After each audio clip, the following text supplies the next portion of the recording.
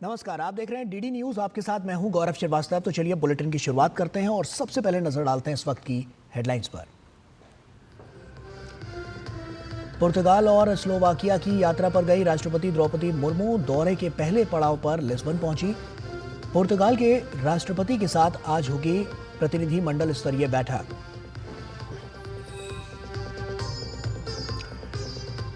गृह मंत्री अमित शाह आज कठुआ में बॉर्डर आउटपोस्ट विनय का दौरा करेंगे। जम्मू के राजभवन में शहीद पुलिसकर्मियों के परिजनों से करेंगे मुलाकात।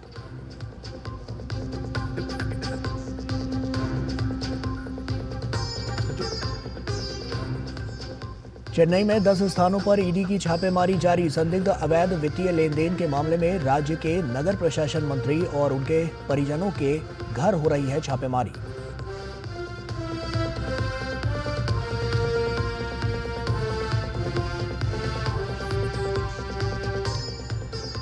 ट्रंप के टेरर के चलते दुनिया भर के शेयर बाजारों में हाहाकार मचा। सेंसेक्स निफ्टी में भी बड़ी गिरावट। खुलते ही सेंसेक्स 3500 अंक से अधिक फिसला।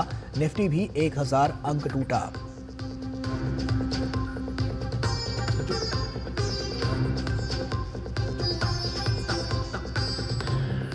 और मौसम विभाग ने अगले कुछ दिन के दौरान उत्तर पश्चिम भारत में भीषण गर्मी की आशंका जताई। वहीं तमिलनाडु के कई हिस्सों में हो रही है झमाझम बारिश।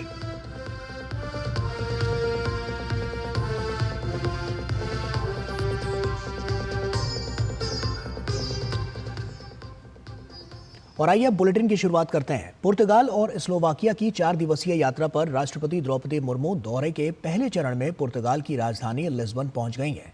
राष्ट्रपति द्रौपदी मुर्मू पुर्तगाल के राष्ट्रपति के आमंत्रण पर वहां पर गई हैं। पुर्तगाल की यात्रा के दौरान राष्ट्रपति मुर्मू कई कार्यक्रमों में भाग लेंगी और इस दौरान राष्ट्रपति प्रतिनिधि मंडल स्तरीय बैठक भी करेंगी और साथ ही भारतीय समुदाय को संबोधित भी करेंगी। और क्या रहेंगे राष्ट्रपति के कार्यक्रम, देखिए हमारी इस विशेष रिपोर्ट में।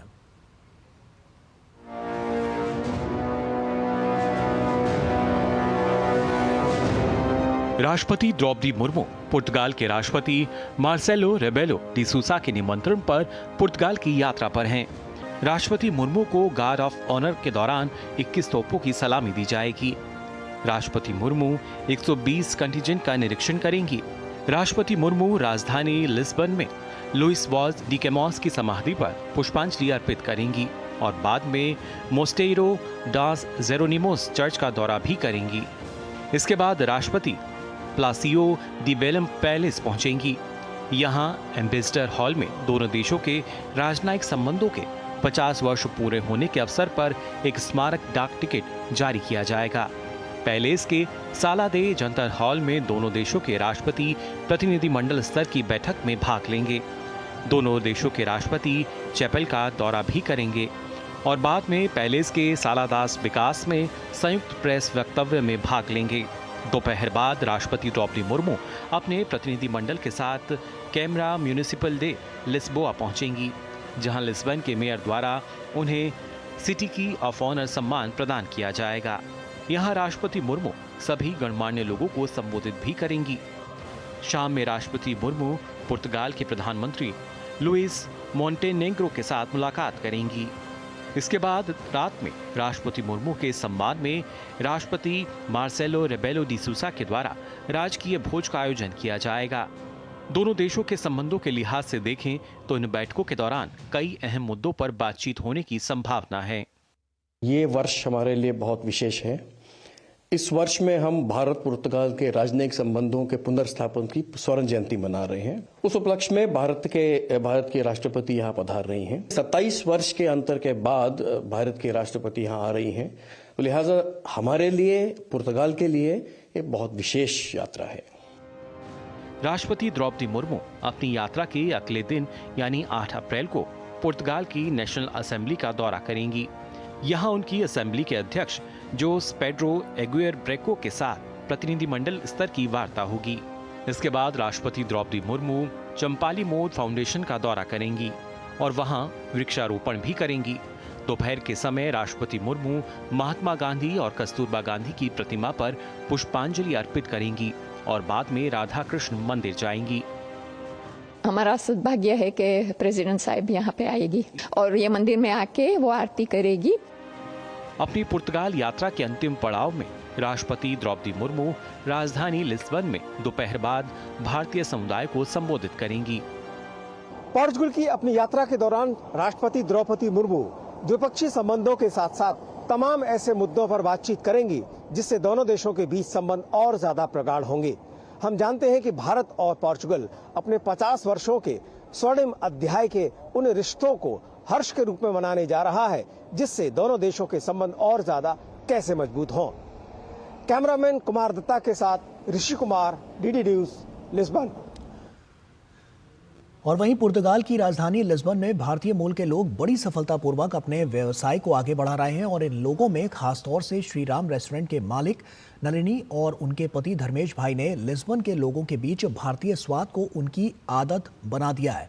आइए जानते हैं नलिनी और धर्मेश भाई की संघर्ष की कहानी के बारे में हमारे संवाददाता ऋषि कुमार की इस खास रिपोर्ट में। पोर्चुगल में अवसरों की कमी नहीं है। ये अवसर है उन लोगों के लिए जो यहाँ पर ईमानदारी से और मेहनत से काम करना चाहते हैं। भारतीय लोगों के लिए खास तौर से यहाँ लोग उत्साहित रहते हैं और इनका स्वागत करते हैं ताकि वो अपना कामकाज यहाँ पर कर पाएं। ऐसा ही एक रेस्टोरेंट है इस समय, श्री राम रेस्टोरेंट। ये रेस्टोरेंट लिस्बन के बीच शहर में है और इसकी खासियत ये है कि ये पूरे पोर्चुगल में 100% वेजिटेरियन रेस्टोरेंट है। तो इस समय हमारे साथ हैं श्री राम रेस्टोरेंट के मालिक धर्मेश भाई और अल्पा पारिक। दोनों पति पत्नी हैं और मिलकर किस तरीके से सफलतापूर्वक काम कर रहे हैं बात करते हैं। धर्मेश भाई, सबसे पहले बताएं कि आप यहाँ पर आए कब थे, शुरुआत कैसे हुई, संक्षेप में। मैं 2016 में आया, हम दोनों साथ में ही आए 2016 में। और फिर आके इधर तो पोर्टुगीज़ लैंग्वेज है, भाषा का प्रॉब्लम। फिर आए 1 साल तो ऐसे ही देखा ये सब, फिर स्ट्रगल किया, सभी जगह पे काम किया, एक्सपीरियंस लिया, इन लोगों का तौर तरीका वो सब कुछ देखा। उसके बाद हमने 2019 में, जैसे 18 के एंड में ये हमने 2018 से एंड से हमने लिया था, मगर 19 में हमने ये रेस्टोरेंट स्टार्ट किया। तो इसमें यहाँ की सरकार का किस तरीके, क्योंकि माना जाता है कि यहाँ भारतीयों के लिए काफी अवसर हैं, आपको लगता है इस तरीके की बात यहाँ पर है? यस है। गवर्नमेंट इज फुल्ली सपोर्ट कि इमिग्रेंट के लिए सभी में तो ये सपोर्ट करती है government. Okay, like papers, card, resident, वो सब तो इजीली, जैसे हम इधर जैसे लीगल हो और टैक्स हम पे करते हो तो लीगली हो तो गवर्नमेंट ऑब्वियसली वो सपोर्ट, फुल सपोर्ट करती है। आगे आने वाले समय में जिस तरीके से भारतीयों के लिए अवसर बढ़ रहे हैं, किस तरीके से और भी लोग यहाँ पर आते हैं और अपना जो व्यवसाय है आप सपने पूरे करने की कोशिश करते हैं। निश्चित तौर से पोर्चुगीज लोग भारत के साथ जो उनका संबंध रहा है, पुराना संबंध रहा है, अब वो एक नई दिशा में बढ़ रहा है। हम 50 वर्ष की जो डिप्लोमेटिक रिलेशंस की जो वर्षगांठ मना रहे हैं, उस पर इस तरीके की कहानी निश्चित तौर से एक बड़ी दास्तान कहती है। कैमरामैन कुमार दत्ता के साथ Rishi Kumar, DD news, Lisbon. और वहीं भारत और पुर्तगाल के बीच के इन पुराने संबंधों की बेजोड़ दास्तां वास्को डी गामा से लेकर आज यहां तक पहुंची है। कैसे ये संबंध और मजबूत हुए हैं और कैसे आगे बढ़ रहे हैं, बता रहे हैं हमारे संवाददाता ऋषि कुमार। इतिहास के झरोखों से देखें तो भारत में विदेशियों का आना जाना लगा ही रहा है, लेकिन इसमें सबसे खास संबंध अगर किसी से रहा है तो पोर्चुगल से रहा है, क्योंकि 1498 में वास्को डी गामा इसी जगह से आगे बढ़ा था और उसने पूरी दुनिया को बताया था कि यूरोप के बाद सिर्फ अफ्रीका तक का ही हिस्सा नहीं है, बल्कि उससे आगे भी जहां है और एशिया में एक शानदार देश भारत है। अब इन दोनों की जो संबंधों की शुरुआत थी वो वास्को डी गामा ने तो कर दी, लेकिन बाद में धीरे धीरे ये कारवां बढ़ा और भारत के कई इलाके पोर्चुगल के कब्जे में आ गए। लेकिन भारत और पोर्चुगल के जो संबंध हैं आज एक नए मोड़ पर आकर खड़े हो गए हैं। दोनों ही देश आज अपने संबंधों की 50वीं वर्षगांठ मना रहे हैं, जिसमें अपने राजनयिक संबंधों को उन्होंने जिस खुशनुमा माहौल में शुरू किया था उससे अब वो आगे बढ़ना चाहते हैं। अब जो पूरी दास्तां है वो इस बात पर आकर टिक गई है कि दोनों देशों के जो संबंध हैं राजनयिक स्तर पर वो आगे बढ़े हैं और अब 50 वर्ष के सुखद राजनयिक संबंधों के बाद एक ऐसी दिशा में आगे बढ़ना चाहते हैं जिससे दोनों देशों की जो विकास की धारा है वो तेजी से आगे बढ़ पाए। देखना होगा कि आगे आने वाले दिनों में दोनों देश किस तरीके के आपसी संबंधों को और ज्यादा द्विपक्षीय मामलों में मजबूत करते हैं। कैमरामैन कुमार दत्ता के साथ Rishi Kumar, DD news, Lisbon. Bharat और पुर्तगाल के संबंध बहुत पुराने हैं, जो लगभग 500 वर्षों पहले शुरू हुआ था, जब पुर्तगाली नाविक वास्को डी गामा ने अफ्रीका महाद्वीप के रास्ते मई 1498 में भारत के कालीकट बंदरगाह पर पहुंचे थे और इन संबंधों को दोनों देशों में अलग अलग रूप में लेकर जिया है। फादर एंटनी कालीमाओ ने और इनका जन्म भारत में दमन के सिल्वासा इलाके में 1936 में हुआ था और वे 1970 में पुर्तगाल की राजधानी लिस्बन आ गए थे। 90 वर्षीय एंटनी से लिस्बन में बात की हमारे संवाददाता ऋषि कुमार ने। भारत और पोर्चुगल के बीच में पुराने संबंध रहे हैं और ये कहानी आज हम आपके सामने ला रहे हैं, जिसमें हमारे साथ फादर एंटोनी कॉलिमाओ हैं, जो कि जिनका कि जन्म भारत में हुआ था और 1936 में इनका जन्म भारत में हुआ था और 1970 में ये पोर्चुगल वापस आ गए थे। क्या क्या इन्होंने वहां पर किया, क्या तजुर्बे रहे और अब यहाँ का क्या कर रहे हैं, और दोनों देशों के बीच में एक पुरानी कहानी इनसे सुनते हैं। Father Antony, you tell us about your past life in India. India, very good. Yeah. Namaste. I was born in Silvassa, Nagaravali. It is part of Daman at 1936.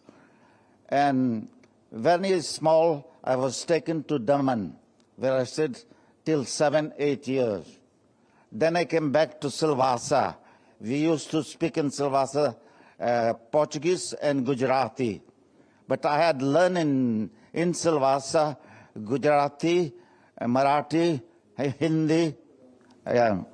You told us that you know Hindi also. आप हिंदी समझते हैं? Yes. कुछ हिंदी में बोलिए। क्या आपके दोस्तों से बात करते थे हिंदी में? अभी तो 50 वर्ष हो गया हम इधर पोर्चुगल में, तो माफ करो मैं तो अंग्रेजी में इंग्लिश में बोल सकते हैं।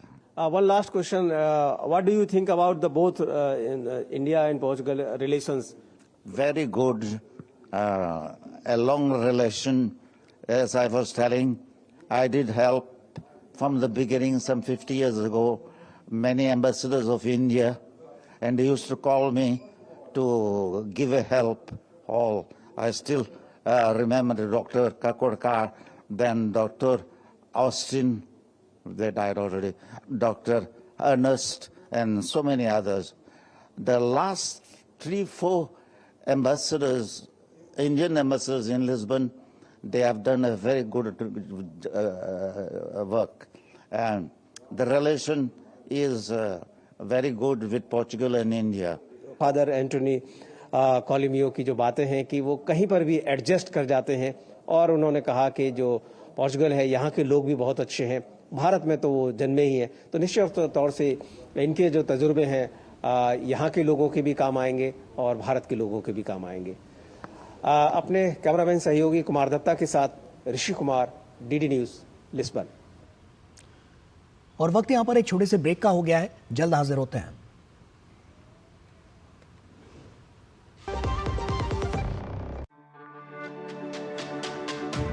मेरी पसंद, मेरी पसंद,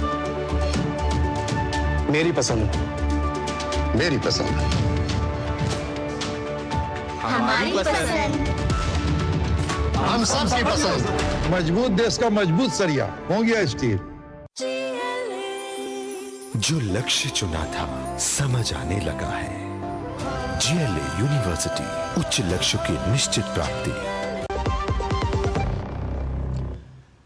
ब्रेक के बाद एक बार फिर से आप सभी का स्वागत है। केंद्रीय गृह मंत्री अमित शाह जम्मू कश्मीर के 3 दिवसीय दौरे पर हैं। रविवार को जम्मू पहुंचे उपराज्यपाल मनोज सिन्हा ने और केंद्रीय मंत्री जितेंद्र सिंह ने हवाई अड्डे पर गृह मंत्री की अगवानी की। गृह मंत्री आज कठुआ में अंतर्राष्ट्रीय सीमा पर बीएसएफ की सीमा चौकी विनय का दौरा करेंगे और जमीनी हालात का जायजा लेंगे। सीमा का दौरा करने के बाद गृह मंत्री जम्मू स्थित राजभवन में शहीद पुलिसकर्मियों के परिवारों से मिलेंगे। दरअसल 23 मार्च को कठुआ में आतंकवादियों से लड़ते हुए 4 पुलिसकर्मी शहीद हो गए थे। आज दोपहर बाद अमित शाह श्रीनगर के लिए रवाना होंगे। मंगलवार को गृह मंत्री श्रीनगर में राजभवन में विकास परियोजनाओं का जायजा लेंगे। साथ ही शहीद पुलिस उपाधीक्षक हुमायूं भट्ट के परिवार से मिलने भी जाएंगे, जो 13 सितंबर 2023 को अनंतनाग जिले के कोकरनाग इलाके में आतंकवादियों से लड़ते हुए शहीद हुए थे। गृह मंत्री मंगलवार को श्रीनगर स्थित राजभवन में जम्मू कश्मीर के सुरक्षा हालात पर उच्च स्तरीय समीक्षा बैठक करेंगे। और उधर ईडी ने आज तमिलनाडु के नगर प्रशासन मंत्री के.एन. नेहरू के भाई रविचंद्रन के स्वामित्व वाली एक निर्माण कंपनी के परिसरों पर छापेमारी की है। ईडी तेनानपेट, अलवरपेट, बेसेंट नगर, सीआईटी कॉलोनी और एमआरसी नगर सहित चेन्नई के प्रमुख इलाकों में 10 से अधिक निजी निर्माण फर्मों और परियोजना स्थलों पर छापेमारी कर रही है। ये छापेमारी तमिलनाडु के नगर प्रशासन मंत्री के.एन. नेहरू और उनके परिवार के सदस्यों और उनके भाई के.एन. रविचंद्रन सहित मित्रों से जुड़े परिसरों पर की जा रही है। ये छापेमारी संदिग्ध अवैध वित्तीय लेन देन की जांच का हिस्सा है और इसके साथ ही ईडी की छापेमारी टीवीएच निर्माण कंपनियों से संबंधित संपत्तियों पर भी की जा रही है। गोरखपुर में पूर्व बसपा विधायक विनय शंकर तिवारी के घर पर ईडी छापेमारी कर रही है। विनय शंकर तिवारी के लखनऊ और गोरखपुर में दोनों घरों पर इस समय छापेमारी चल रही है। बैंक फ्रॉड मामले में ये छापेमारी चल रही है। विनय तिवारी हरिशंकर तिवारी के बेटे हैं और गंगोत्री कंस्ट्रक्शंस के नाम से फर्म चलाते हैं। इससे पहले 23 फरवरी 2024 को भी ईडी की टीम ने एक साथ कई स्थानों पर कार्रवाई की थी और इसके पहले ईडी ने 17 नवंबर 2023 को विनय शंकर और उनके परिवार की 72.08 करोड़ रुपए की संपत्तियों को जब्त किया था।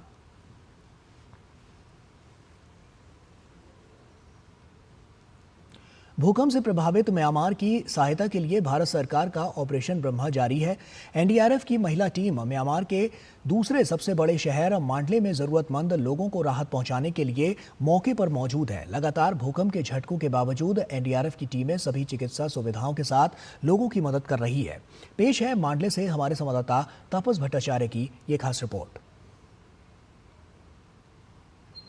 मेरे साथ ये 3 लेडीज हैं एनडीआरएफ के शानदार यहाँ पे हैं। मैम, महिला शक्ति का आप लोग जीता जागता उदाहरण है। आप अपना नाम बताएं। पूनम कुमारी। पूनम मैम, डर नहीं लगा यहाँ पे आने के लिए? नहीं सर। डर नहीं लगा? नहीं सर। एकदम आ गए हैं आप यहाँ पे? हाँ जी सर। और यहाँ पे कैसा लग रहा है आपके? गर्मी बहुत ज्यादा है। बहुत ज्यादा गर्मी तो काफी है सर। दिक्कतें हो रही है? हाँ जी सर। अच्छा मैम, आपका शुभ नाम? मंजू भाटी। मंजू जी, यहाँ पे आफ्टर शॉक्स आ रहे हैं, अर्थक्वेक हो रहे हैं, तो कितना दिक्कत हो रहा है? सर दिक्कत तो है लेकिन डर नहीं लग रहा है बिल्कुल भी, क्योंकि यहाँ की लोग सर्वाइव कर रहे हैं। सोते टाइम रोड से बाहर निकलने, बाकी अपना काम कर रहे हैं, तो उन्हें देख के हमें भी हिम्मत आ रही है काम करने में। अच्छा ये बताइए, यहाँ पे दिक्कत नहीं हो रही लेकिन यहाँ पे बिल्डिंगें टूट रही है, आसपास की बिल्डिंग, आपको क्या दिक्कत आ रही है उनको क्लियर करने में, डेड बॉडी निकालने में? सर अप्रोच बनाने में बहुत ज्यादा मुश्किल हो रही है हमें, डेड बॉडी निकालने में, क्योंकि लाइव विक्टिम भी है। अगर पैनकेक है, नीचे बेसमेंट होता है, वॉइड स्पेस भी होता है, बस अप्रोच बनाने में हमें बहुत ज्यादा दिक्कत आ रही है। ऐसा नहीं है 5-6 दिन तक व्यक्ति बिना खाने पीने के सर्वाइव कर सकता है, लेकिन यहाँ पे गर्मी भी इतनी ज्यादा है, दूसरा अप्रोच नहीं बन पा रही है हमारी अच्छे से। मैम आपका नाम? कविता सिंह। कविता जी, आप मुझे बताइए, आप लोग देश से दूर हैं, भारतीय नारी शक्ति का आप लोग उदाहरण है, कैसा महसूस होता है यहाँ पे जब आप लोगों को लोग आके आप लोगों की बधाई देते हैं? सर बहुत अच्छा लग रहा है, लेकिन हमें देख के लोग वो करते हैं ना कि कल जो लेडीज बोल रही थी ना कि आप आए हो तो हमें थोड़ा शांति मिली है कि आप हमारी फैमिली को बचा लोगे, तो सर बहुत अच्छा लग रहा है हम किसी को बचा पाए। देश के बारे में कोई कुछ कहता है यहाँ पे हमारे देश के? हाँ बोलते हैं, बोले इंडिया अच्छा बोलते हैं। हाँ, इंडिया बहुत अच्छा है। इंडिया के बारे में सब कुछ की जैसा सुना है वैसा ही है इंडिया, बहुत अच्छा है। इंडिया के बारे में बहुत अच्छा कह रहे हैं। ये है नारी शक्ति भारत की एनडीआरएफ की, और ये लोग काम कर रहे हैं यहाँ पे। क्या पर्सन के साथ मैं तापस भट्टाचार्य, दूरदर्शन समाचार, मांडले। सूचना और प्रसारण मंत्रालय 1 से 4 मई 2025 तक मुंबई में प्रथम विश्व दृश्य श्रव्य एवं मनोरंजन शिखर सम्मेलन वेव्स का आयोजन कर रहा है, जो मीडिया और मनोरंजन उद्योग के लिए एक वैश्विक शिखर सम्मेलन होगा और इसमें विशेष रूप से भारतीय मीडिया और मनोरंजन उद्योग पर ध्यान केंद्रित किया जाएगा। वेव्स की आधारशिला कही जाने वाली एनिमे और मंगा प्रतियोगिता स्थानीय प्रतिभाओं को एक नया स्वरूप दे रही है। रेशम तलवार, एंजल यादव और रणदीप सिंह ऐसी ही नई प्रतिभाएं हैं जिन्होंने कभी नहीं सोचा था कि वो ये मुकाम हासिल कर पाएंगे। एक दृष्टिबाधित कलाकार के रूप में रेशम तलवार ने आवाज़ की दुनिया में अपने लिए एक अलग जगह बनाई है।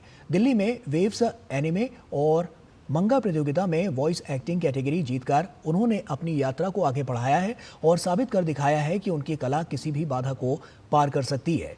वाराणसी के सनबीम वरुणा की हाई स्कूल छात्रा एंजल यादव ने तो वाम वाराणसी में मंगा छात्र वर्ग में जजों को चौंका ही दिया। उसकी कलाकृति ने कोलकाता के वैभवी स्टूडियो को इतना प्रभावित किया कि उन्होंने उसे नौकरी की पेशकश कर दी, जिससे पता चलता है कि युवा भी इस क्षेत्र में बड़ा प्रभाव डाल सकते हैं। सफलता की एक और कहानी रणदीप सिंह की है, जो एक पेशेवर मंगा कलाकार हैं। वैम भुवनेश्वर में जजों ने उनके काम को पसंद किया। ये उदाहरण दिखाते हैं कि कैसे वैम सकारात्मक तौर पर लोगों के जीवन को बदल रहा है।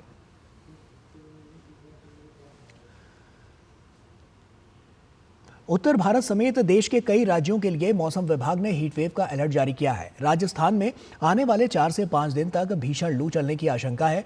गुजरात और सौराष्ट्र कच्छ क्षेत्र, मध्य प्रदेश में 8 से 10 अप्रैल के बीच कुछ इलाकों में लू चलने की चेतावनी दी गई है।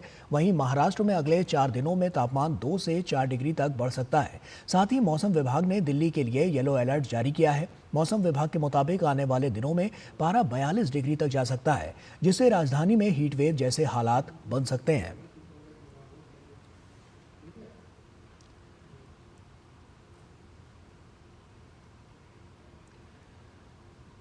रिजर्व बैंक की मॉनेटरी पॉलिसी कमेटी मीटिंग आज से शुरू हो रही है। आरबीआई की यह बैठक नए वित्त वर्ष 2025 से 26 की पहली बैठक और आरबीआई की एमपीसी की 54वीं बैठक है और इस बैठक में आरबीआई रेपो दर में एक बार फिर से 0.25% तक की कटौती कर सकता है।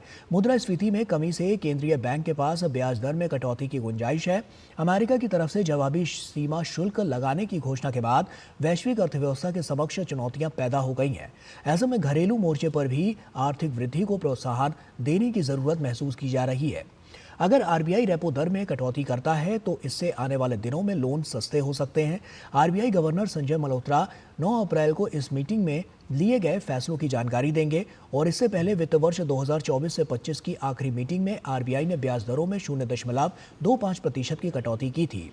फरवरी में हुई मीटिंग में ब्याज दरों को 6.5% से घटाकर 6.25% कर दिया गया और यह कटौती करीब 5 साल बाद की गई थी।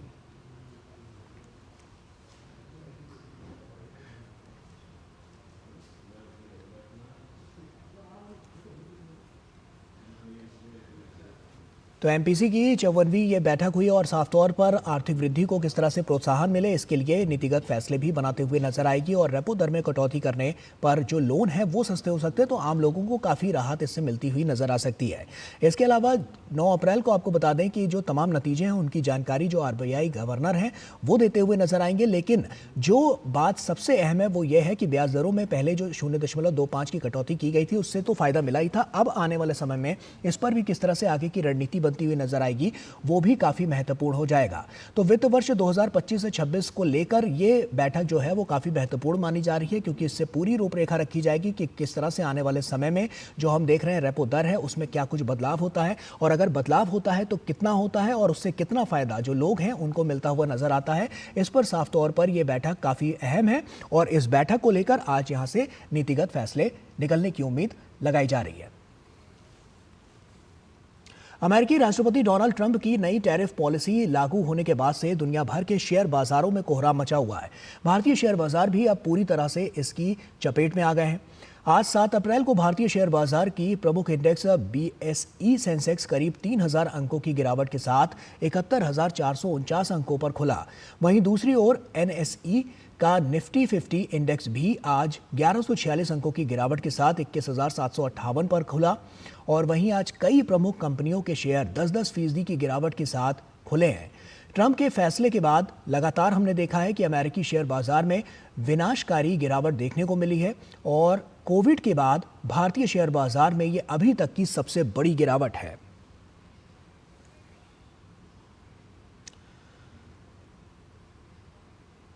और वहीं सप्ताह के पहले कारोबारी दिन एशियाई बाजारों में बड़ी गिरावट दर्ज की गई है। अमेरिकी वायदा बाजार भी आगे की कमजोरी का संकेत दे रहा है। डाउ जोन्स में करीब 2.5% की गिरावट दर्ज की गई है। वहीं टोक्यो का निक्केई 225 सूचकांक बाजार खुलने के तुरंत बाद लगभग 8% गिर गया और ऑस्ट्रेलिया का S&P 206% से अधिक गिर गया। हांगकांग के हैंग सेंग सूचकांक में लगभग 10% की तीव्र गिरावट आई। दक्षिण कोरिया का कोस्पी 4.4% टूटा।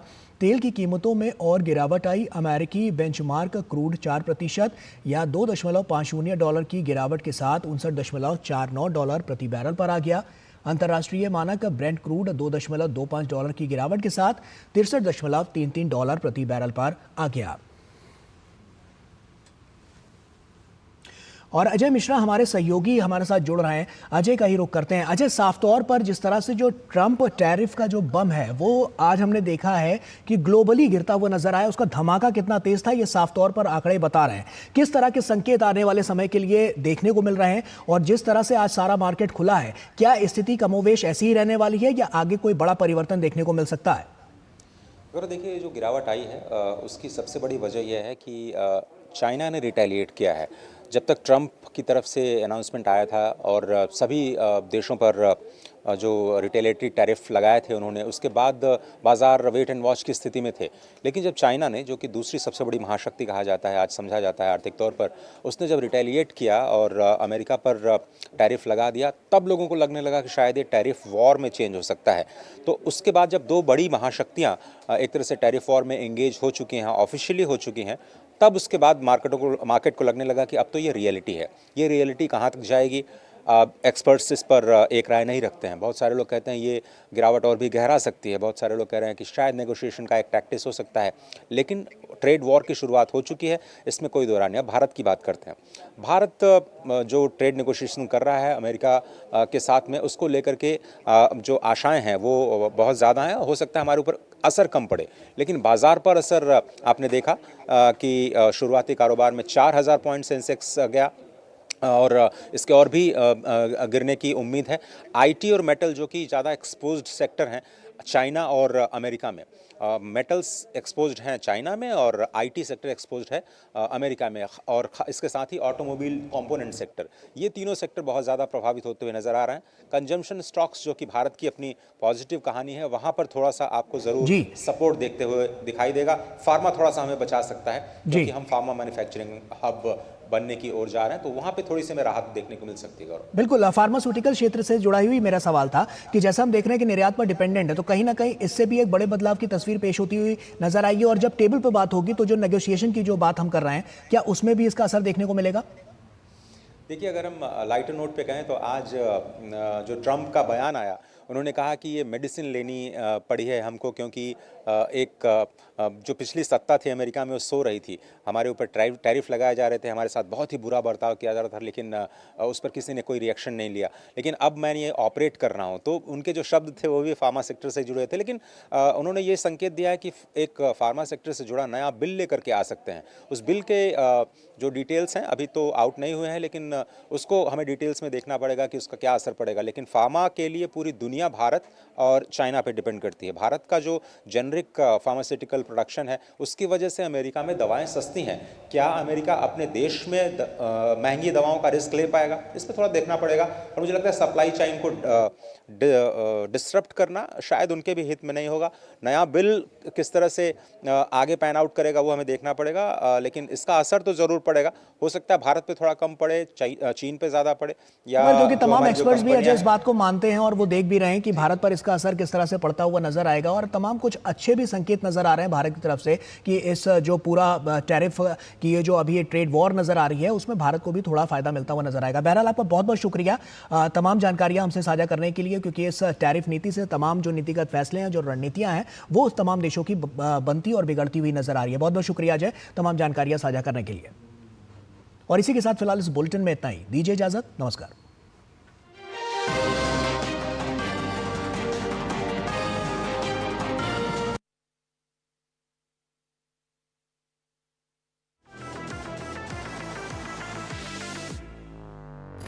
ये है डीडी न्यूज का साइबर अपराध के खिलाफ हल मोहल्ला board, digital arrest, sextortion, financial frauds, cyber bullying, तमाम मुद्दों पर आपको जागरूक करते हुए आपको रख रहा है इन साइबर अपराधियों से एक कदम आगे।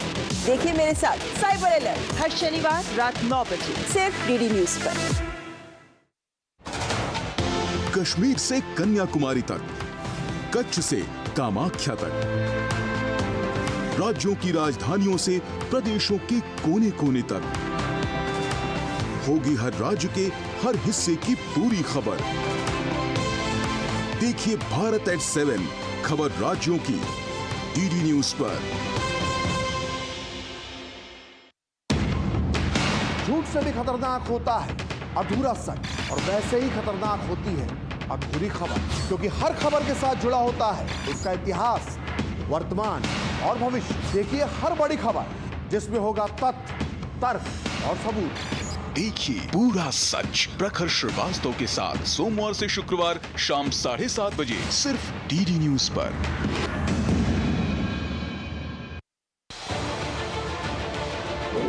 उत्तर से दक्षिण तक, पूर्व से पश्चिम तक, देश हो या दुनिया की खबर है तो पड़ताल जरूरी है। देखिए हमारे साथ मेरे पीछे भारत की सबसे एजेंडा भारत का रहा है और किस तरह से एक नई शुरुआत इस वक्त डीडी न्यूज पर।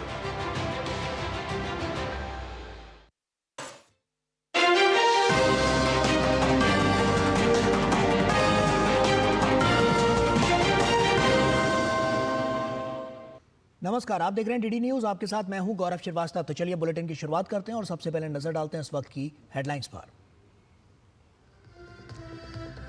पुर्तगाल और स्लोवाकिया की यात्रा पर गई राष्ट्रपति द्रौपदी मुर्मू दौरे के पहले पड़ाव पर लिस्बन पहुंची। पुर्तगाल के राष्ट्रपति के साथ आज होगी प्रतिनिधि मंडल स्तरीय बैठक।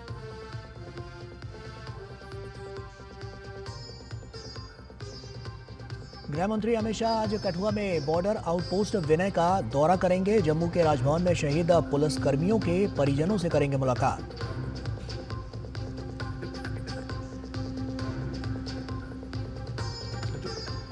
चेन्नई में 10 स्थानों पर ईडी की छापेमारी जारी। संदिग्ध अवैध वित्तीय लेन देन के मामले में राज्य के नगर प्रशासन मंत्री और उनके परिजनों के घर पर हो रही है छापेमारी।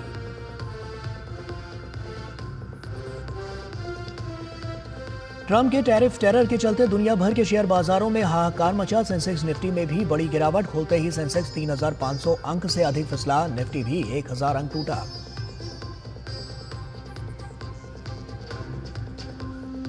और मौसम विभाग ने अगले कुछ दिन के दौरान उत्तर पश्चिम भारत में भीषण गर्मी की आशंका जताई। वहीं तमिलनाडु के कई हिस्सों में हो रही है झमाझम बारिश।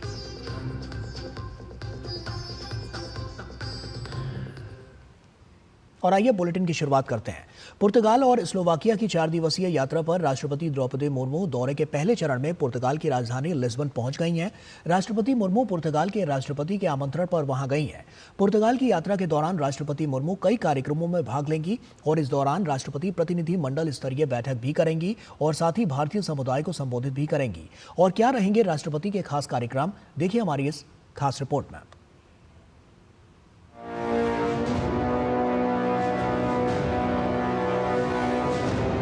राष्ट्रपति द्रौपदी मुर्मू पुर्तगाल के राष्ट्रपति मार्सेलो रेबेलो डी सूसा के निमंत्रण पर पुर्तगाल की यात्रा पर हैं। राष्ट्रपति मुर्मू को गार्ड ऑफ ऑनर के दौरान 21 तोपों की सलामी दी जाएगी।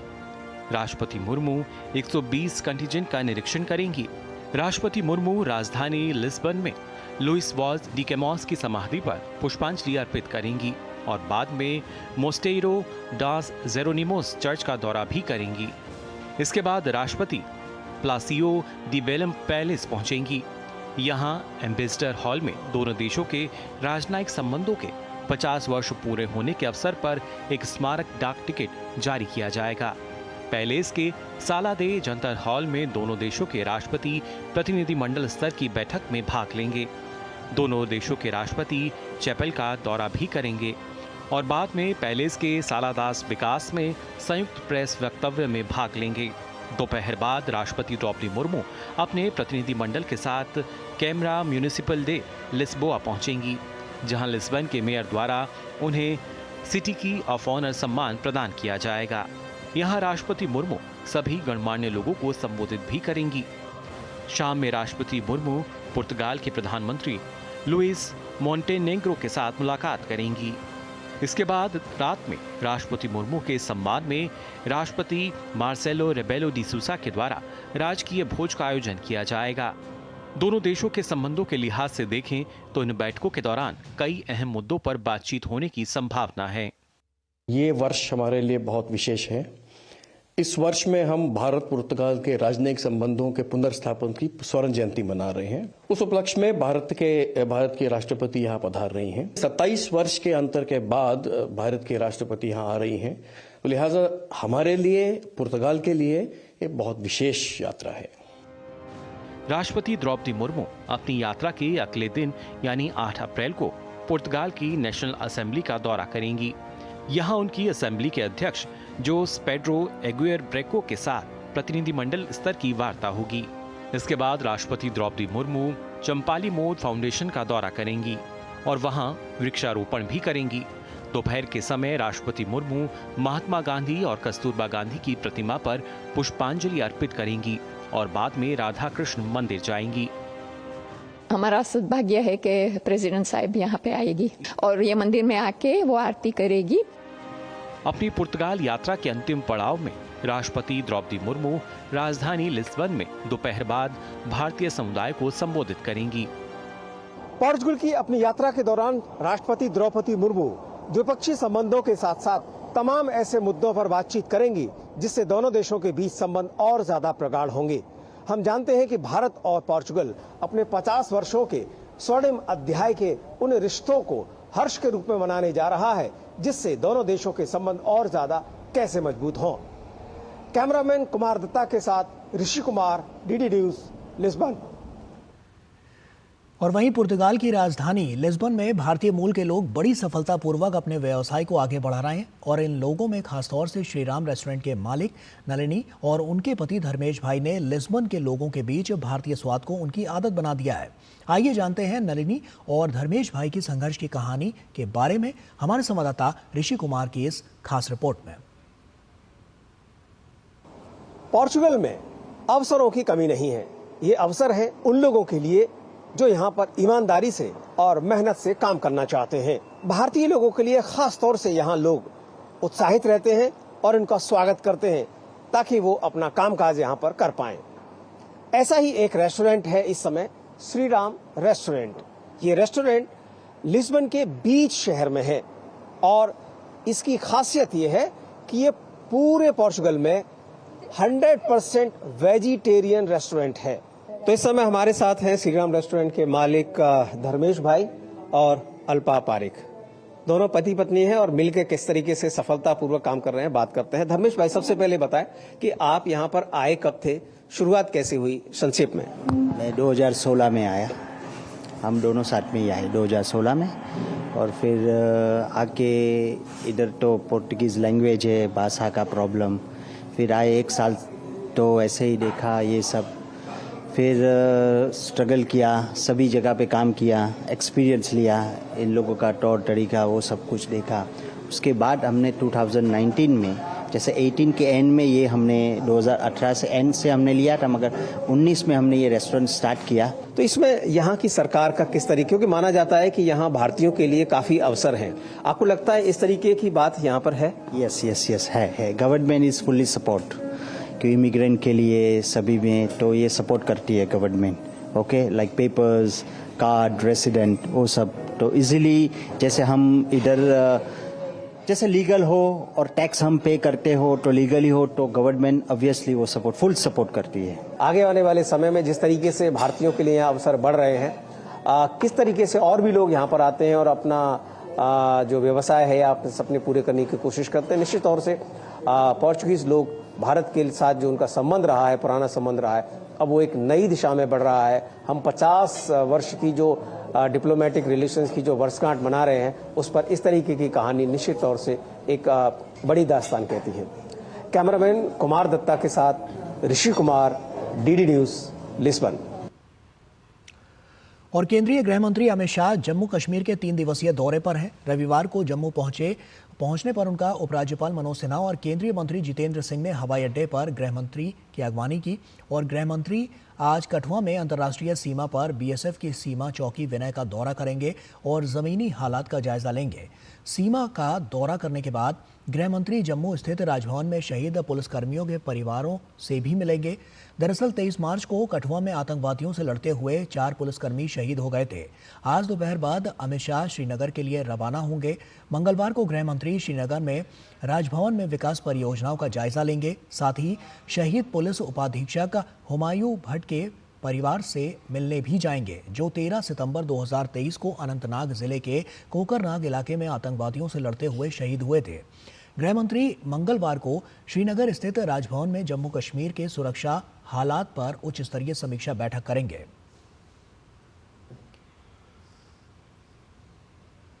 ईडी ने आज तमिलनाडु के नगर प्रशासन मंत्री केएन नेहरू के भाई रविचंद्रन के स्वामित्व वाली एक निर्माण कंपनी के परिसरों पर छापेमारी की। ईडी तेनामपेट, अलवरपेट, बेसेंट नगर, सीआईटी कॉलोनी और एमआरसी नगर सहित चेन्नई के प्रमुख इलाकों में 10 से अधिक निजी निर्माण फर्मों और परियोजना स्थलों पर छापेमारी कर रही है और ये छापेमारी तमिलनाडु के नगर प्रशासन मंत्री केएन नेहरू, उनके परिवार के सदस्यों और उनके भाई केएन रविचंद्रन सहित मित्रों से जुड़े परिसरों पर की जा रही है।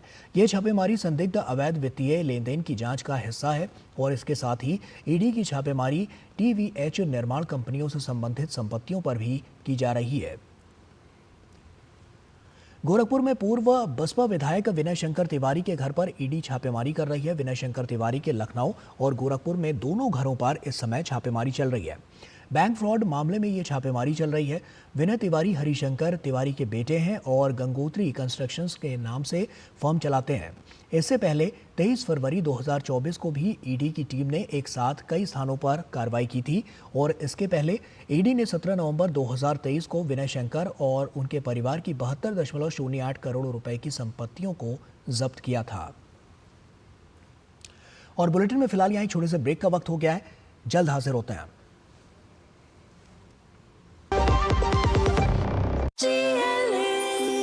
जो लक्ष्य चुना था समझ आने लगा है। जीएलए यूनिवर्सिटी, उच्च लक्ष्य की निश्चित प्राप्ति। जब धरती चीर कर निकलता है लोहे का पत्थर और मिलता है मोंगिया के जोश से, फिर तपता है, पिघलता है और बनता है फौलाद। अब होता है सरिया सारी खूबियों के साथ। मोंगिया स्टील, मजबूत देश का मजबूत सरिया। ब्रेक के बाद एक बार फिर से आप सभी का स्वागत है। वक्फ संशोधन कानून 2025 को लेकर सुप्रीम कोर्ट में याचिका दाखिल की गई है। जमीयत उलेमाए हिंद के अध्यक्ष अरशद मदनी की ओर से वकील कपिल सिब्बल ने सीजेआई की अध्यक्षता वाली बेंच से याचिका पर जल्द सुनवाई की मांग की है। चीफ जस्टिस ने कहा है कि वो मेंशनिंग लेटर देखकर दोपहर बाद फैसला लेंगे कि मामले को कब सुनवाई के लिए लिस्ट किया जाए। और उधर भूकंप से प्रभावित म्यांमार की सहायता के लिए भारत सरकार का ऑपरेशन ब्रह्मा जारी है। एनडीआरएफ की महिला टीम म्यांमार के दूसरे सबसे बड़े शहर मांडले में जरूरतमंद लोगों को राहत पहुंचाने के लिए मौके पर मौजूद है। लगातार भूकंप के झटकों के बावजूद एनडीआरएफ की टीमें सभी चिकित्सा सुविधाओं के साथ लोगों की मदद कर रही है। पेश है मांडले से हमारे संवाददाता तापस भट्टाचार्य की ये खास रिपोर्ट। मेरे साथ ये 3 लेडीज हैं एनडीआरएफ के, शानदार यहाँ पे हैं। मैम, महिला शक्ति का आप लोग जीता जागता उदाहरण है। आप अपना नाम बताएं। पूनम कुमारी। पूनम मैम, डर नहीं लगा यहाँ पे आने के लिए? नहीं सर। डर नहीं लगा? नहीं सर। एकदम आ गए आप यहाँ पे? हाँ जी सर। और यहाँ पे कैसा लग रहा है आपके? गर्मी बहुत ज्यादा है। बहुत ज्यादा गर्मी तो काफी है सर। दिक्कतें हो रही है? हाँ जी सर। अच्छा मैम, आपका शुभ नाम? मंजू भाटी। मंजू जी, यहाँ पे आफ्टर शॉक्स आ रहे हैं, अर्थक्वेक हो रहे हैं, तो कितना दिक्कत हो रहा है? सर दिक्कत तो है लेकिन डर नहीं लग रहा है बिल्कुल भी, क्योंकि यहाँ की लोग सर्वाइव कर रहे हैं। सोते टाइम रोड से बाहर निकलने, बाकी अपना काम कर रहे हैं, तो उन्हें देख के हमें भी हिम्मत आ रही है काम करने में। अच्छा ये बताइए, यहाँ पे दिक्कत नहीं हो रही, लेकिन यहाँ पे बिल्डिंगें टूट रही है, आसपास की बिल्डिंग, आपको क्या दिक्कत आ रही है उनको क्लियर करने में, डेड बॉडी निकालने में? अप्रोच बनाने में बहुत ज्यादा मुश्किल हो रही है हमें, डेड बॉडी निकालने में, क्योंकि लाइव विक्टिम भी है। अगर पैनकेक है, नीचे बेसमेंट होता है, वॉइड स्पेस भी होता है, बस अप्रोच बनाने में हमें बहुत ज्यादा दिक्कत आ रही है। ऐसा नहीं है 5-6 दिन तक व्यक्ति बिना खाने पीने के सर्वाइव कर सकता है, लेकिन यहाँ पे गर्मी भी इतनी ज्यादा है, दूसरा अप्रोच नहीं बन पा रही है हमारी अच्छे से। मैम आपका नाम? कविता सिंह। कविता जी, आप मुझे बताइए, आप लोग देश से दूर हैं, भारतीय नारी शक्ति का आप लोग उदाहरण है, कैसा महसूस होता है यहाँ पे जब आप लोगों को लोग आके आप लोगों की बधाई देते हैं? सर बहुत अच्छा लग रहा है, लेकिन हमें देख के लोग वो करते हैं ना कि कल जो लेडीज बोल रही थी ना कि आप आए हो तो हमें थोड़ा शांति मिली है कि आप हमारी फैमिली को बचा लोगे, तो सर बहुत अच्छा लग रहा है हम किसी को बचा पाए। देश के बारे में कोई कुछ कहता है यहाँ पे हमारे देश के? हाँ बोलते हैं, बोले बहुत अच्छा बोलते हैं। हाँ इंडिया बहुत अच्छा है। इंडिया के बारे में सब कुछ की जैसा सुना है वैसा ही है इंडिया, बहुत अच्छा है। इंडिया के बारे में बहुत अच्छा कह रहे हैं। ये है नारी शक्ति भारत की एनडीआरएफ की, और ये लोग काम कर रहे हैं यहाँ पे। कैंपस एक्सटेंशन के साथ मैं तापस भट्टाचार्य, दूरदर्शन समाचार, मांडलिया। सूचना और प्रसारण मंत्रालय 1 से 4 मई 2025 तक मुंबई में प्रथम विश्व दृश्य श्रव्य एवं मनोरंजन शिखर सम्मेलन वेव्स का आयोजन कर रहा है, जो मीडिया और मनोरंजन उद्योग के लिए एक वैश्विक शिखर सम्मेलन होगा। इसमें विशेष रूप से भारतीय मीडिया और मनोरंजन उद्योग पर ध्यान केंद्रित किया जाएगा। वेव्स की आधारशिला कही जाने वाली एनिमे और मंगा प्रतियोगिता स्थानीय प्रतिभाओं को एक नया स्वरूप दे रही है। रेशम तलवार, एंजल यादव और रणदीप सिंह ऐसी ही नई प्रतिभाएं हैं जिन्होंने कभी नहीं सोचा था कि वो ये मुकाम हासिल कर पाएंगे। एक दृष्टिबाधित कलाकार के रूप में रेशम तलवार ने आवाज़ की दुनिया में अपने लिए एक अलग जगह बनाई। दिल्ली में वेव्स एनिमे और मंगा प्रतियोगिता में वॉइस एक्टिंग कैटेगरी जीतकर उन्होंने अपनी यात्रा को आगे बढ़ाया और साबित कर दिखाया कि उनकी कला किसी भी बाधा को पार कर सकती है। वाराणसी के सनबीम वरुणा की हाई स्कूल छात्रा एंजल यादव ने तो वैम वाराणसी में मंगा छात्र वर्ग में जजों को चौंका ही दिया। उसकी कलाकृति ने कोलकाता के वैभवी स्टूडियो को इतना प्रभावित किया कि उन्होंने उसे नौकरी की पेशकश कर दी, जिससे पता चलता है कि युवा भी इस क्षेत्र में बड़ा प्रभाव डाल सकते हैं। सफलता की एक और कहानी रणदीप सिंह की है, जो एक पेशेवर मंगा कलाकार है। वैम भुवनेश्वर में जजों ने उनके काम को पसंद किया। ये उदाहरण दिखाते हैं कि कैसे वैम सकारात्मक तौर पर लोगों के जीवन को बदल रहा है। उत्तर भारत समेत देश के कई राज्यों के लिए मौसम विभाग ने हीट वेव का अलर्ट जारी किया है। राजस्थान में आने वाले 4 से 5 दिन तक भीषण लू चलने की आशंका है। गुजरात और सौराष्ट्र कच्छ क्षेत्र, मध्य प्रदेश में 8 से 10 अप्रैल के बीच कुछ इलाकों में लू चलने की चेतावनी दी गई है। वहीं महाराष्ट्र में अगले 4 दिनों में तापमान 2 से 4 डिग्री तक बढ़ सकता है। साथ ही मौसम विभाग ने दिल्ली के लिए येलो अलर्ट जारी किया है। मौसम विभाग के मुताबिक आने वाले दिनों में पारा 42 डिग्री तक जा सकता है, जिससे राजधानी में हीट वेव जैसे हालात बन सकते हैं। और अब बात प्रधानमंत्री मुद्रा योजना की। इस योजना ने कईयों के जीवन में सकारात्मक परिवर्तन लाने का कार्य किया है। ऐसी ही हैं बीकानेर की मिशिका, जिनके सपनों को प्रधानमंत्री मुद्रा योजना के तहत दिए गए बिना गारंटी ऋण ने हकीकत में बदला है। उन्होंने लोन के जरिए बैंक बाबा ब्रांड की शुरुआत की है और आज ये ब्रांड सिर्फ एक बेकरी नहीं बल्कि अन्य महिलाओं के साथ ग्रामीण महिलाओं को आत्मनिर्भर बनाने का एक केंद्र बन गया है। देखिए, प्रधानमंत्री मुद्रा योजना छोटे व्यापारी व बेरोजगार युवाओं के लिए वरदान साबित हो रही है। इस योजना के तहत कम ब्याज दर पर आसानी से लोन मिल रहा है। इससे युवाओं को स्वरोजगार शुरू करने में मदद भी मिल रही है। ऐसी ही एक युवा उद्यमी है बीकानेर की मिशिका। प्रधानमंत्री मुद्रा योजना के तहत बैंक ऑफ इंडिया से 10 लाख रुपए का ऋण लेकर मिशिका ने अपने ब्रांड बेक बाबा की शुरुआत की। आज ये ब्रांड सिर्फ एक बेकरी नहीं बल्कि अन्य महिलाओं के साथ ग्रामीण महिलाओं को आत्मनिर्भर बनाने का केंद्र बन गया है। प्रधानमंत्री मुद्रा योजना है जिसका मैं लाभ उठा रही हूँ। पिछले 1.5 साल से मैंने मेरा बिजनेस शुरू किया और मुझे आत्मनिर्भर बनाया। तो मैं धन्यवाद करना चाहती हूँ प्रधानमंत्री मोदी जी का कि ऐसी योजनाएं और बनाएं और हमारी महिलाओं को आगे बढ़ाएं। मिशिका के बेक बाबा स्टोर पर कुकीज, चिप्स और अन्य बेकरी उत्पादों के अलावा रेजिन आर्ट और वेस्ट मटेरियल से बनाए गए प्रोडक्ट्स भी बेचे जाते हैं। उनकी इस पहल से कई ग्रामीण महिलाओं को रोजगार मिला है। तो मैं और आर्ट क्रिएट करने वाले जो भी लोग हैं जो बेस्ट आउट ऑफ वेस्ट बना रहे हैं, रिसाइकल या अपसाइकलिंग कर रहे हैं प्रोडक्ट को, या फिर अपनी कला से घर में बैठे हुए जो लोग हैं जो भी अपनी घर के थ्रू इनकम जनरेट कर रहे हैं, उनको भी मैं एक रिटेल प्लेटफॉर्म ऐसा दे देती हूँ फेस्टिव सीजन में जहाँ पे वो लोग अपना प्रोडक्ट मेरे थ्रू कस्टमर तक पहुँचा सकें। मिशिका प्रधानमंत्री मुद्रा योजना के प्रति आभार व्यक्त करते हुए कहती हैं कि इस योजना ने न केवल उन्हें व्यवसाय शुरू करने में मदद की बल्कि महिलाओं को आत्मनिर्भर बनने का भी अवसर दिया। फीमेल्स को एक ये इंटरेस्ट फ्री, बर्डन फ्री एक लोन देना, उनको ये प्रमोट करने के लिए कि आप बिजनेस को पहले अच्छे से सीखो, आपके पास इंटरेस्ट का कोई बर्डन नहीं है, आपको सिर्फ प्रिंसिपल अमाउंट मेजरली देना है। कुछ बहुत मिनिमल सी परसेंटेज है जो कि मुझे इंटरेस्ट सब्सिडी के थ्रू हर क्वार्टर वापस आ जाती है। तो मुझे लगता है कि ये फीमेल्स के लिए बहुत ही अच्छा प्लेटफॉर्म है कि उसको एक्सपीरियंस करो और उसके साथ ग्रो करो। प्रधानमंत्री मुद्रा योजना के तहत दिए गए बिना गारंटी ऋण ने कई महिलाओं के सपनों को हकीकत में बदला है। मिशिका की सफलता उन सभी के लिए प्रेरणा है जो स्वरोजगार की राह अपनाकर आत्मनिर्भर बनना चाहती हैं। Bureau report, DD news. और अमेरिकी राष्ट्रपति डोनाल्ड ट्रंप की नई टैरिफ पॉलिसी लागू होने के बाद से दुनिया भर के शेयर बाजारों में कोहराम मचा हुआ है। भारतीय शेयर बाजार भी अब पूरी तरह से इसकी चपेट में आ गया है। आज 7 अप्रैल को भारतीय शेयर बाजार का प्रमुख इंडेक्स बीएसई सेंसेक्स करीब 3000 अंकों की गिरावट के साथ 71,449 अंकों पर खुला। वहीं दूसरी ओर एनएसई का निफ्टी 50 इंडेक्स भी आज 1146 अंकों की गिरावट के साथ 21,758 अंकों पर खुला। आज कई प्रमुख कंपनियों के शेयर 10-10% की गिरावट के साथ खुले।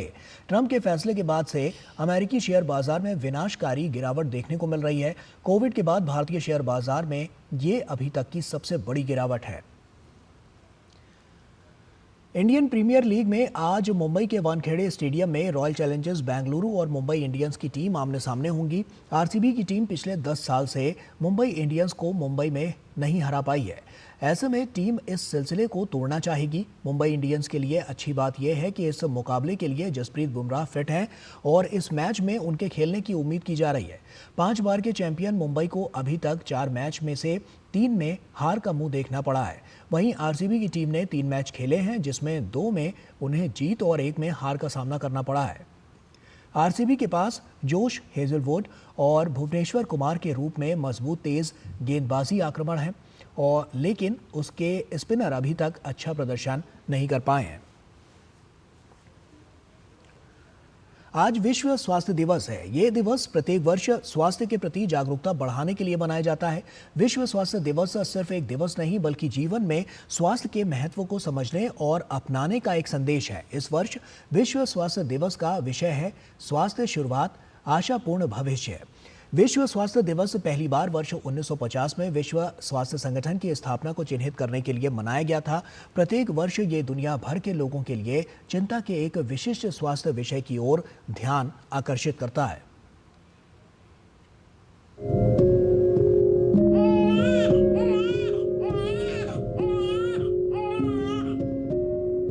माताओं और शिशुओं का स्वास्थ्य स्वस्थ परिवार और समुदाय की नींव है जो हम सभी के लिए अति आवश्यक है और आशाजनक भविष्य सुनिश्चित करने में सहायता करता है। हर वर्ष 7 अप्रैल को विश्व स्वास्थ्य दिवस के रूप में मनाया जाता है। इस बार का थीम है मातृ एवं नवजात शिशु स्वास्थ्य पर विशेष ध्यान देना। स्वस्थ शुरुआत आशापूर्ण भविष्य इस वर्ष का शीर्षक है। आवश्यकता है कि मातृ व नवजात शिशुओं के स्वास्थ्य को बढ़ावा देने के लिए सब में जागरूकता पर ध्यान दिया जाए। आज विश्व स्वास्थ्य दिवस 2025 है। इस वर्ष का थीम है हेल्थियर बिगिनिंग्स होपफुल फ्यूचर, स्वस्थ शुरुआत और आशापूर्ण भविष्य। इसमें मातृ एवं शिशु की देखभाल के लिए को टारगेट किया गया है। बहुत आसान से तरीकों से ये करा जा सकता है, जैसे कि कंगारू माता देखभाल, स्तनपान, केवल स्तनपान कराना, संक्रमण से बचाना, छोटे बच्चों की जो देखभाल है, जो स्मॉल एंड सिक न्यूबॉर्न है, जो छोटे बच्चे हैं जो समय से पूर्व पैदा हुए हैं, उनके लिए एसएनसीओज और माता के साथ भागीदारी वाली फैमिली पार्टिसिपेटरी केयर प्रोवाइड करना, मदर और न्यूबॉर्न केयर यूनिट्स बनाना। कई ऐसे कारक हैं जो शिशु के स्वास्थ्य को प्रभावित करते हैं। मां के स्वास्थ्य की दशा, गर्भावस्था में की गई देखभाल, गर्भावस्था के दौरान पोषण, पर्यावरणीय कारक जैसे गर्भावस्था के दौरान एक्सरे या विकिरण के संपर्क में आना, कीटनाशक जैसे हानिकारक पदार्थों का संपर्क, गर्भावस्था में कोई रोग या संक्रमण, कुछ स्वास्थ्य स्थितियां जैसे उच्च रक्तचाप, मधुमेह और मोटापा, साथ ही आनुवंशिक कारक भी शिशु के स्वास्थ्य पर प्रभाव डालते हैं। आवश्यकता है कि गर्भावस्था के लिए पहले से योजना बनाई जाए, समय समय पर जांच करवाएं और स्त्री रोग विशेषज्ञ को दिखाएं। साथ ही प्रसव अस्पताल में हो किसी प्रशिक्षित स्वास्थ्य कर्मी द्वारा ही किया जाए, जिससे मां और शिशु के स्वास्थ्य को सुरक्षित रखा जा सके।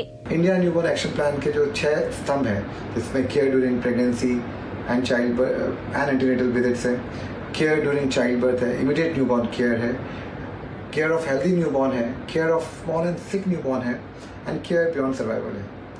जो जन्म पे जो बच्चे कम वजन के हैं,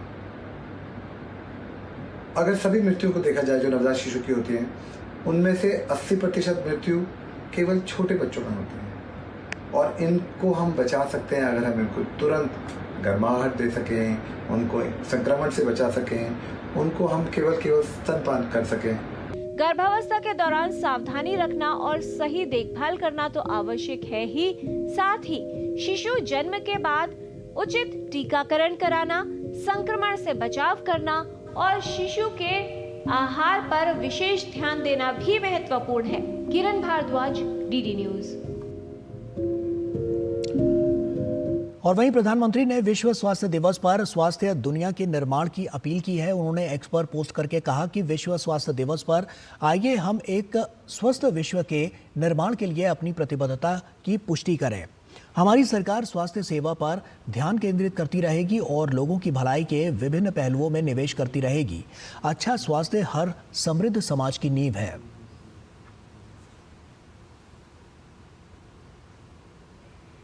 और इसी के साथ फिलहाल इस बुलेटिन में इतना ही। दीजिए इजाजत, नमस्कार।